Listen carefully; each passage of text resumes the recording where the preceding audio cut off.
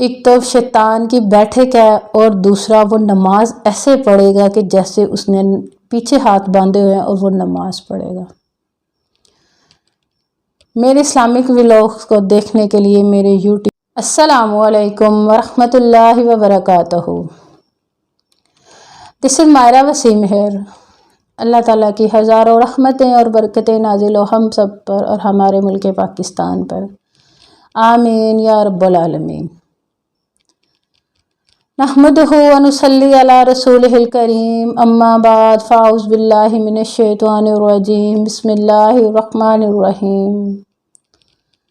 رب اشرح لی صدری ویسر لی امری واحلل عقدۃ من لسانی یفقہوا قولی، رب زدنی علما رب زدنی علما رب زدنی علما۔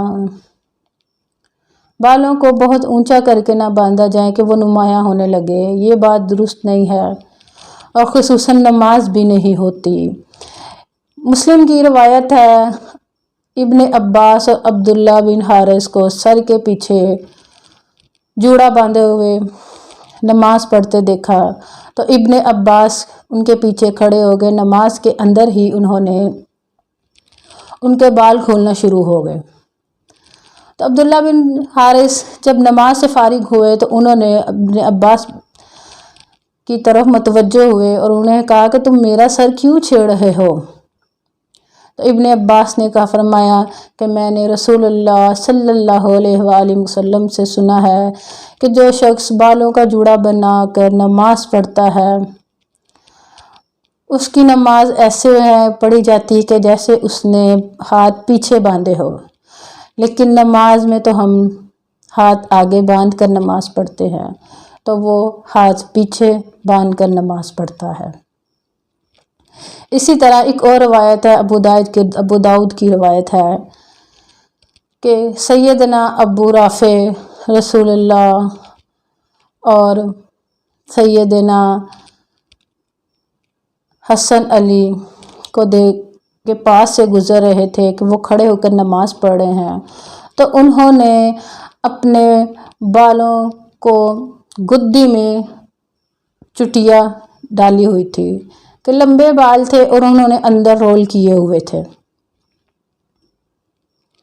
تو سیدنا ابو رافع کھڑے ہو گئے، ان کے نماز کے اندر ہی ان کے بالوں کو کھولنا شروع کر دیا، اور حسن علی نماز سے فارغ ہوئے اور انہوں نے کہا کہ تم میرے سر کو کیوں چھیڑ رہے ہو؟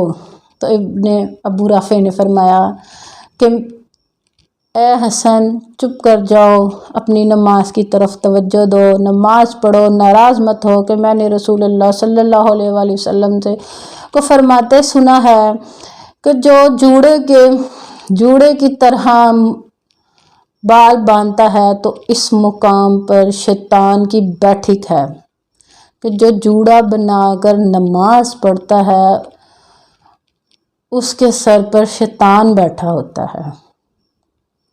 یہ شیطان کا مقام ہے، شیطان کی بیٹھک ہے۔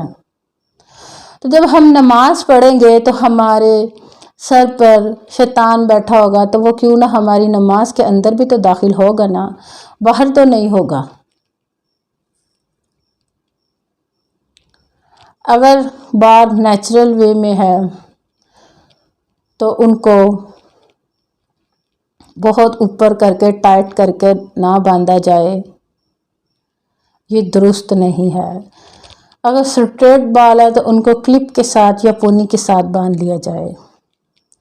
اسلام میں جوڑا باندھنا سکھ ازم کی روایت ہے، اس لیے مرد ہو یا عورت ہو اسے جوڑا باندھ کر نماز نہیں پڑھے گا، نماز اس کی نہیں ہوگی، کیونکہ جوڑے کا مقام ایک تو شیطان کی بیٹھک ہے اور دوسرا وہ نماز ایسے پڑھے گا کہ جیسے اس نے پیچھے ہاتھ باندھے ہوئے ہیں اور وہ نماز پڑھے گا۔